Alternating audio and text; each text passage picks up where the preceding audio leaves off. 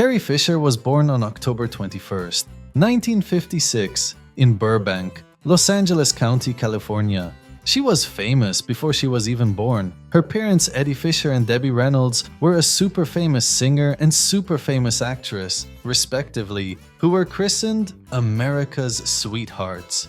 Carrie joked in her first of 3 autobiographies, Wishful Drinking, that when she was born, the doctors ignored her because they were too busy fawning over her parents. But in 1958, when Carrie was 2, the golden couple rocked America when Eddie left Reynolds for Elizabeth Taylor. Taylor and Reynolds had been friends since they were teenagers in Hollywood, and Eddie was the best man at Taylor's 1957 wedding to his friend Mike Todd. When Todd died in a plane crash, the grieving Taylor and Fisher started an affair.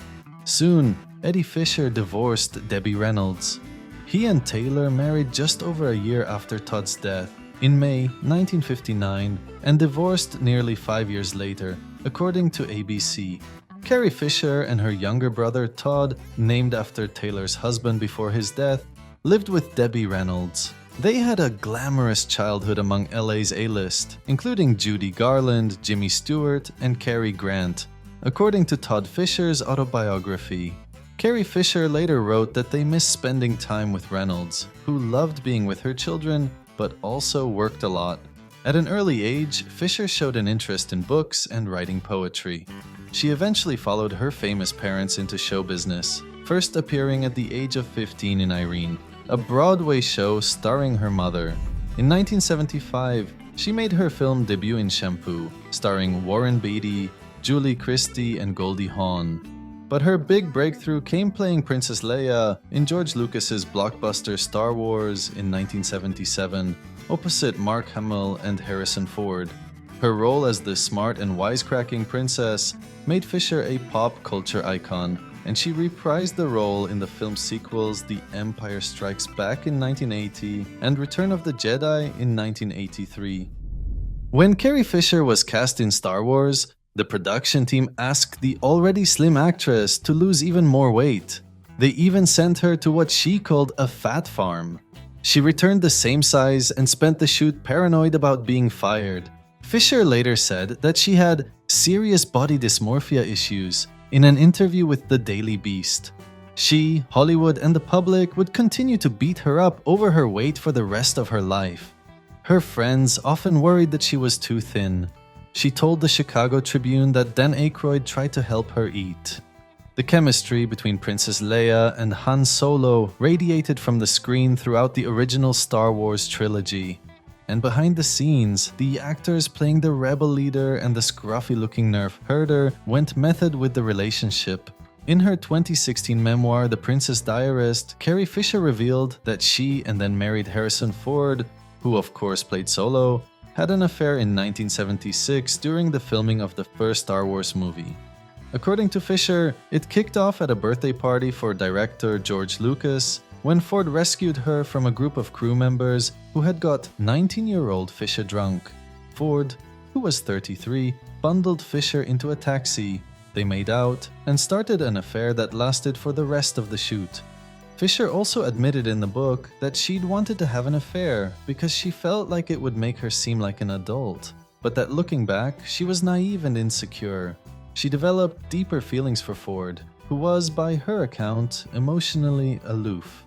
In 1980, she appeared in The Blues Brothers with Dan Aykroyd and John Belushi. She returned to Broadway that year in censored scenes from King Kong, and 2 years later starred in the Broadway production of Agnes of God. Around the early to mid-1980s, Fisher struggled with alcohol, drugs, and depression while appearing in a series of largely forgettable films, including Under the Rainbow in 1981 and Hollywood Vice Squad in 1986. Carrie Fisher was a proud advocate for people with mental health disorders. She was diagnosed with bipolar disorder when she was 24, but she told WebMD that it took her 5 years to accept the diagnosis. In her first memoir, 2008's Wishful Drinking, Fisher described bipolar as having a mood system that functions essentially like weather. It's like I'm not properly insulated, so all the bad and the good ways that you feel that pours directly into my system unchecked. She explained to WebMD that her bipolar usually manifested in mania, although depression became more common as she got older, especially agitated depression, which she described as, "I was going much faster than everything else around me. You feel out of step with the world." As well as opening up about her bipolar diagnosis, Carrie Fisher was candid about using drugs and alcohol to cope with the emotional ups and downs that came with the disorder. She wrote about smoking weed from the age of 13, initially with her mother, in Wishful Drinking.